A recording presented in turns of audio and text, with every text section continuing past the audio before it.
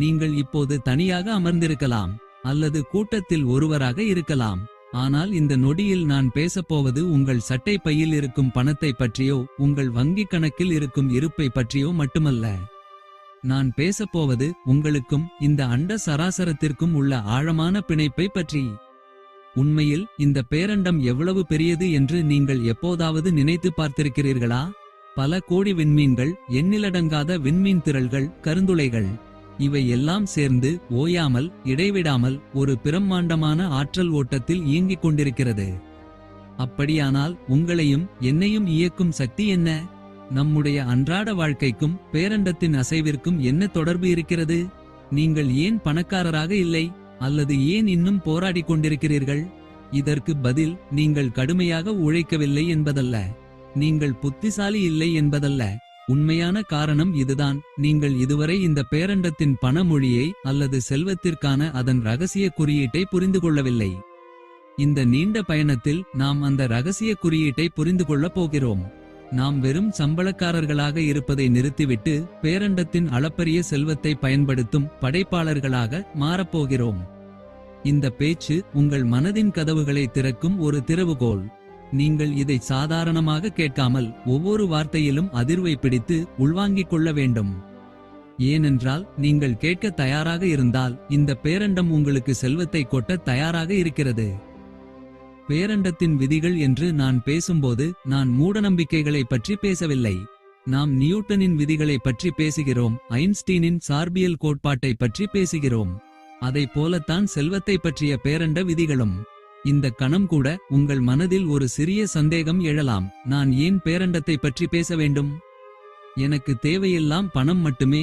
அதுதான் நீங்கள் செய்யும் முதல் தவறு. பணம் என்பது வெறும் காகிதம் அல்லது எண் மட்டுமல்ல, அது ஒரு ஆற்றல் வடிவம். நீங்கள் பேரண்டத்தின் ஆற்றலை நிர்வகிக்கவோ பயன்படுத்தவோ கற்றுக்கொள்ளாமல் காகித துண்டுகளை மட்டும் தேடி ஓடினால் அது உங்களிடம் ஒருபோதும் நிலைக்காது. எல்லாமே ஆற்றல்தான் என்பதை அறிவியல் நிரூபித்துள்ளது. உங்கள் நாற்காலி, உங்கள் உடல், நீங்கள் பார்க்கும் ஒளி, நீங்கள் சுவாசிக்கும் காற்று, எல்லாமே அதிர்வுகளால் ஆனவை. நீங்கள் பணத்தை வெறுமனே காகிதமாக பார்க்கும்போது நீங்கள் அந்த ஆற்றலின் அதிர்வை இழக்கிறீர்கள். நீங்கள் ஈர்ப்பு விதியை பற்றி நிறைய கேள்விப்பட்டிருக்கலாம். நீங்கள் எதை பற்றி நினைக்கிறீர்களோ அது நடக்கும் என்று சொல்வார்கள். இது ஒரு மிகைப்படுத்தப்பட்ட, தவறாக புரிந்து கொள்ளப்பட்ட விளக்கம். உண்மையில் ஈர்ப்பு விதி வேலை செய்வது நினைவுகளின் அடிப்படையில் அல்ல, அதிர்வுகளின் அடிப்படையில். நீங்கள் ஒரு பொருளை தீவிரமாக நினைப்பதில்லை, நீங்கள் அந்த பொருளை பற்றிய ஒரு உணர்வில் மூழ்குகிறீர்கள். அந்த உணர்வுதான் ஒரு காந்த அலை போல பேரண்டத்திற்கு அனுப்பப்படுகிறது. நீங்கள் பணக்காரராக வேண்டும் என்று நினைக்கிறீர்கள், ஆனால் உள்ளுக்குள் நான் அதிர்ஷ்டமில்லாதவன், என்னால் முடியாது, இது மிகவும் கடினம் என்று உணர்கிறீர்கள். உங்கள் உணர்வு, அதாவது உங்கள் அதிர்வு, பேரண்டத்திற்கு எந்த செய்தியை அனுப்பும்? எனக்கு இந்த செல்வத்தை அனுப்பு என்று உங்கள் வாய் சொல்கிறது.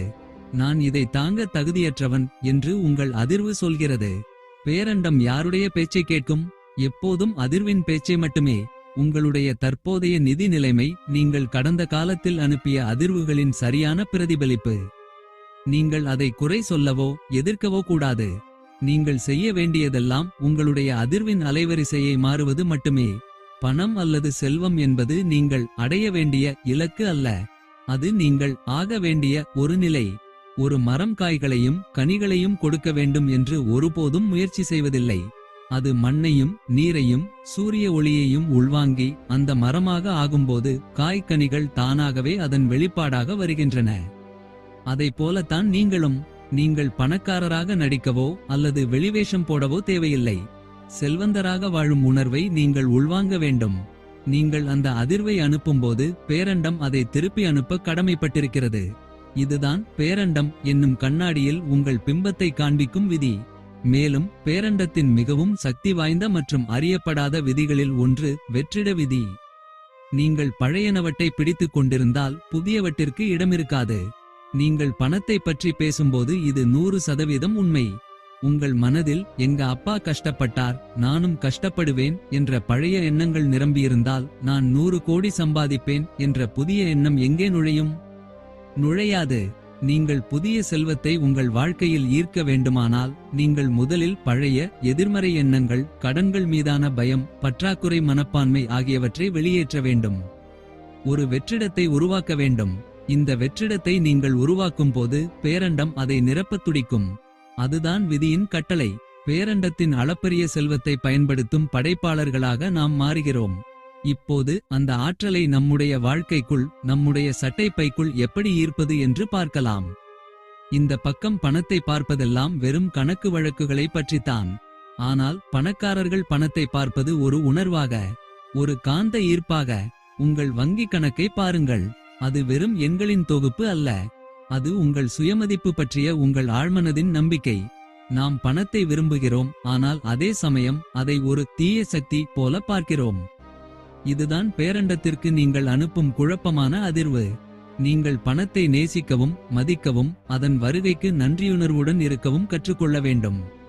பணத்தை பற்றி நீங்கள் கொண்டிருக்கும் எதிர்மறை எண்ணங்கள் அனைத்தையும் இன்றே தூக்கி எறியுங்கள். பணத்தை உங்கள் வாழ்க்கைக்குள் கொண்டுவரும் ஒரு ஆசீர்வாதமாக பாருங்கள். நீங்கள் ஒருவருக்கு பணம் கொடுக்கிறீர்கள் என்றால், இந்த பணம் இந்த நபருக்கு பயன்படட்டும், இது பன்மடங்காக என்னிடம் திரும்பி வரும் என்று ஆசீர்வாதத்துடன் கொடுங்கள். இந்த உணர்வை நீங்கள் மாற்றும்போது உங்கள் ஆற்றல் மாறுகிறது. பணம் உங்கள் நம்பிக்கையை உணரும். ஏன் சில குடும்பங்கள் தொடர்ந்து வளர்கின்றன, சில குடும்பங்கள் தொடர்ந்து போராடுகின்றன? இது பற்றாக்குறை மனப்பான்மையின் விளைவு. பற்றாக்குறை மனப்பான்மை என்பது, இங்கே எனக்கு போதுமான பணம் இல்லை, எல்லாவற்றிற்கும் போராட வேண்டும், யாராவது வெற்றி பெற்றால் எனக்கு கிடைக்காது என்று நம்புவது. பேரண்டம் அளவில்லாதது. விண்மீன் திரள்களைப் போல அதன் செல்வத்திற்கும் எல்லையே இல்லை. நீங்கள் செய்ய வேண்டியது போட்டியிலிருந்து விலகுங்கள். மற்றவர்களை போட்டியாக பார்க்காதீர்கள். அவர்களின் வெற்றி உங்கள் வெற்றியை தடுக்காது. மாறாக அவர்களின் வெற்றியை பாராட்டுங்கள். அவர்கள் சாதித்தார்கள் என்றால் என்னாலும் சாதிக்க முடியும் என்று நம்புங்கள். பெரிய கனவு காணுங்கள். உங்களுடைய நிதி இலக்குகளை மிக பிரம்மாண்டமாக வையுங்கள். நான் மாதம் 10 லட்சம் சம்பாதிப்பேன் என்று இலக்கு வைப்பதற்கு பதிலாக, நான் ஒரு பெரிய நிறுவனத்தை உருவாக்கி பல ஆயிரம் பேருக்கு வேலை கொடுப்பேன் என்று இலக்கு வையுங்கள். பிரம்மாண்டமான சிந்தனையே பிரம்மாண்டமான செல்வத்தை ஈர்க்கும். உங்களுடைய இலக்குகள் வெறும் எண்களாக இருக்கக்கூடாது. அவை உணர்வுகளாக பேரண்டத்திற்கு அனுப்பப்பட வேண்டும். நீங்கள் நான் 1 கோடி சம்பாதிக்க வேண்டும் என்று எழுதும்போது பேரண்டத்திற்கு அது வெறும் எண் மட்டுமே. ஆனால் நீங்கள் அந்த 1 கோடி வரும்போது, என் குடும்பத்தினருடன் அந்த வீட்டை வாங்குவேன், அந்த தருணத்தில் என் தாயின் முகத்தில் தெரியும் பெருமையையும் சந்தோஷத்தையும் நான் அனுபவிப்பேன் என்று எழுதும்போது பேரண்டம் அந்த உணர்வை பதிவு செய்கிறது. உணர்ச்சியுடன் கூடிய இலக்குகள் மட்டுமே பேரண்ட அலைவரிசையில் ஒலிக்கும். நீங்கள் அதை அடைந்தது போல எழுதுங்கள். உதாரணமாக, நான் இப்போது இந்த இலக்கை அடைந்ததில் மிகுந்த நன்றியுணர்வுடன் இருக்கிறேன். பணத்தின் ஓட்டத்தை நீங்கள் நம்பும்போது பேரண்டம் உங்களிடம் எப்போதும் பணம் இருக்கும்படி பார்த்துக்கொள்ளும். பயந்து பணத்தை பதுக்குவது பணத்தை விலக்கி வைக்கும். மகிழ்ச்சியுடன் செலவு செய்வது பணத்தை ஈர்க்கும். பயத்துடன் பணத்தை பதுக்குவது பணத்தை விலக்கி வைக்கும். மகிழ்ச்சியுடன் செலவு செய்வது பணத்தை ஈர்க்கும். இப்போது நாம் இந்த மனோவியல் மாற்றத்தை நிஜ உலகில், நம்முடைய அன்றாட உழைப்பில் எப்படி பயன்படுத்தப் போகிறோம் என்று பார்க்கலாம். ஆற்றல் என்பது செயலிலிருந்து பிரிக்க முடியாதது. நீங்கள் ஒரு பெரிய இலக்கை நோக்கி ஒரு அலைவரிசையை அனுப்பினால், அந்த இலக்கை அடைய பேரண்டம் உங்களுடைய செயல் திட்டத்தின் வழியாகத்தான் செயல்படும். சாதாரண உழைப்பு என்பது, நான் வேலைக்கு செல்ல வேண்டும், ஏனென்றால் எனக்கு பணம் தேவை என்ற பய உணர்வில் செய்வது. பேரண்ட உழைப்பு என்பது, நான் இப்போது செய்யும் இந்த வேலை நான் பேரண்டத்திற்கு கேட்ட அந்த மிகப்பெரிய இலக்கை நோக்கிய ஒரு சக்தி வாய்ந்த செயல் என்ற நம்பிக்கையில் செய்வது. நீங்கள் வேலைக்கு செல்லும் போது அதை ஒரு தண்டனையாக பார்க்காதீர்கள். நீங்கள் பேரண்டத்தின் ஒரு சக்தி வாய்ந்த கருவியாக செயல்படுகிறீர்கள் என்று பாருங்கள். உங்களுடைய சாதாரண வேலைக்கு ஒரு உயரிய நோக்கத்தை கொடுக்கும்போது அந்த வேலை பேரண்டத்தின் ஆற்றலுடன் இணைகிறது. நீங்கள் சோர்வடைய மாட்டீர்கள். ஒவ்வொரு நாளும் புதிய உற்சாகத்துடனும் நம்பிக்கையுடனும் வேலை செய்ய தொடங்குவீர்கள். இதுதான் செல்வத்தை ஈர்க்கும் உண்மையான காந்த செயல்பாடு. நீங்கள் உங்கள் நிதி இலக்குகளை உணர்வுகளாக மாற்றியிருக்கிறீர்கள். ஆனால் அந்த உணர்வை நடைமுறை உலகிற்கு எப்படி இறக்குமதி செய்வது? உங்கள் பணக்காரர் ஆகும் கனவுக்கு தெளிவான, அளவிடக்கூடிய, காலக்கெடுவுடன் கூடிய செயல் திட்டங்கள் இல்லாமல் உங்கள் உணர்வு காற்றில் காகிதம் போல பறந்துவிடும். நீங்கள் உங்கள் செயல் திட்டத்தை எழுதும் போது பேரண்டத்திற்கு கட்டளையிடுகிறீர்கள், இதைத்தான் நான் இப்போது செய்கிறேன், எனக்கு உதவி செய். சக்தி வாய்ந்த செயல் திட்டங்கள் என்பது இன்று நீங்கள் என்ன செய்யப் போகிறீர்கள் என்பதில் தொடங்குகிறது. உங்கள் இலக்கை நோக்கி செல்லும் மிகச்சிறிய ஆனால் சக்தி வாய்ந்த செயல் என்ன? அதை செய்யுங்கள். உங்கள் இலக்கை நோக்கி செல்லும் போது தோல்விகள் வரலாம், எதிர்பாராத தடைகள் வரலாம். தடைகள் என்பது பேரண்டம் உங்களை தடுத்து நிறுத்துவதற்காக அனுப்பியவை அல்ல. அவை வழிகாட்டிகள். நான் இந்த செயலில் என்ன தவறு செய்தேன்? பேரண்டம் என்னை எந்த புதிய திசையில் செல்லச் சொல்கிறது? இந்த தோல்வியில் எனக்கு கிடைத்த மிக முக்கியமான பாடம் என்ன என்று கேளுங்கள். தடை வரும்போது நீங்கள் உங்கள் அலைவரிசையை மாற்ற வேண்டும். தோல்விகள் மற்றும் தடைகளின் போது உங்கள் செயல் திட்டத்தை மறுபரிசீலனை செய்யுங்கள். உங்கள் மனநிலையை மறுபரிசீலனை செய்யுங்கள். நீங்கள் தோல்வியிலிருந்து வெளியேறும் போது அதைவிட சக்தி வாய்ந்தவராக வெளியேறுகிறீர்கள். அந்த சக்திதான் மீண்டும் செல்வத்தை ஈர்க்கும் காந்தமாக மாறும். நீங்கள் ஒரு செல்வந்தராக ஆக விரும்பினால் உங்களைச் சுற்றியுள்ள 5 நபர்களை பாருங்கள். உங்கள் நண்பர்கள், நீங்கள் பேசும் நபர்கள், அவர்கள் பணத்தை பற்றியும் வாழ்க்கையை பற்றியும் எந்த உணர்வுகளை பரப்புகிறார்கள்? நீங்கள் உயர் அதிர்வில் இருக்க விரும்பினால் குறைந்த அதிர்வுள்ள மக்களை தவிர்க்க வேண்டும். வெற்றி பெற்ற நேர்மறை சிந்தனையுள்ள நபர்களுடன் பேசுங்கள். அவர்களின் நம்பிக்கையை பகிர்ந்து கொள்ளுங்கள். நீங்கள் அவர்களைப் போலவே அதிர்வை தொடங்குகிறீர்கள். பேரண்டம் அந்த அதிர்வை பதிவு செய்து உங்களுக்கு அதே போன்ற வாய்ப்புகளை தருகிறது. உங்கள் உழைப்பை இப்போது சாதாரண உழைப்பாக பார்க்காதீர்கள், அது ஒரு படைப்பின் செயல்பாடு. நீங்கள் இப்போது ஒரு புதிய வாழ்க்கையை படைத்துக் கொண்டிருக்கிறீர்கள். உங்கள் உழைப்பை இப்போது சாதாரண உழைப்பாக பார்க்காதீர்கள், அது ஒரு படைப்பின் செயல்பாடு. இப்போது இந்த உயர்வான ஆற்றல் மற்றும் பேரண்ட விதிகளின் பயன்பாட்டை நம் அன்றாட வாழ்க்கையின் பழக்கவழக்கங்களில் எப்படி நிலைநிறுத்துவது என்று பார்க்கலாம். ஏனென்றால் ஒரே ஒரு பெரிய செயல்பாடு உங்களை வெற்றியாளராக ஆக்காது.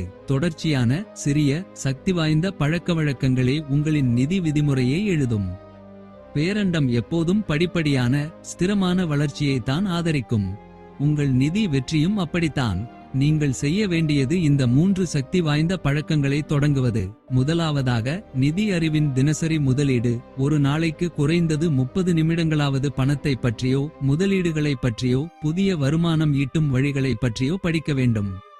இரண்டாவதாக, வருமானம் ஈட்டும் திறன் மேம்பாடு. உங்கள் திறமையை வளர்ப்பதில் தொடர்ந்து முதலீடு செய்யுங்கள். இந்த மதிப்பை நீங்கள் அதிகரிக்காமல் அதிக பணம் வேண்டும் என்று பேரண்டத்திடம் கேட்பது சரியல்ல. மூன்றாவதாக, நன்றியுணர்வு பதிவு. தினமும் காலையில் எழுந்தவுடனும் இரவு உறங்குவதற்கு முன்பும் உங்கள் வாழ்க்கையில் நீங்கள் கொண்டிருக்கும் செல்வத்திற்கு நன்றி சொல்லுங்கள். நன்றியுணர்வு என்பது பேரண்டத்தின் அதிர்வெண்ணை மிக உயர்ந்த நிலைக்கு கொண்டு செல்லும் ஒரு சக்தி வாய்ந்த சாதனம். நீங்கள் நன்றி சொல்லும்போது பேரண்டம் உங்களுக்கு மேலும் கொடுக்க கடமைப்பட்டதாக உணரும்.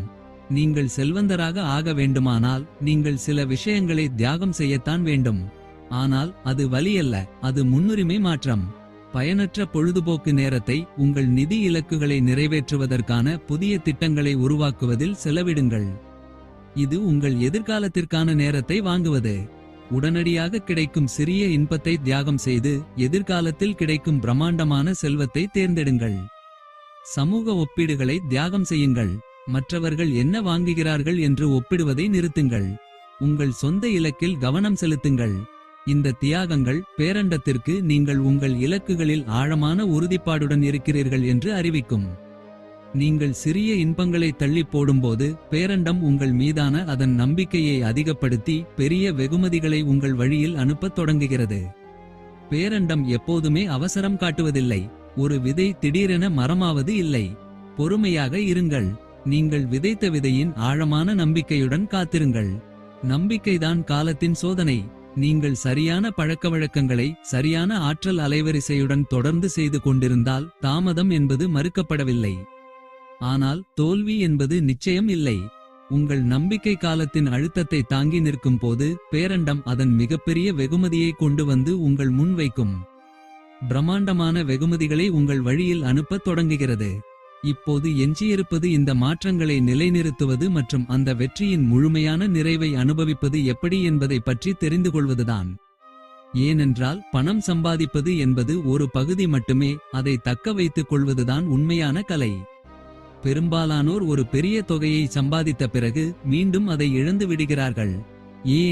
ஏனென்றால் அவர்கள் செல்வத்தை ஈர்ப்பதில் கவனம் செலுத்தினர், ஆனால் அதை தக்கவைக்கும் சுழற்சியை பற்றி மறந்துவிட்டனர்.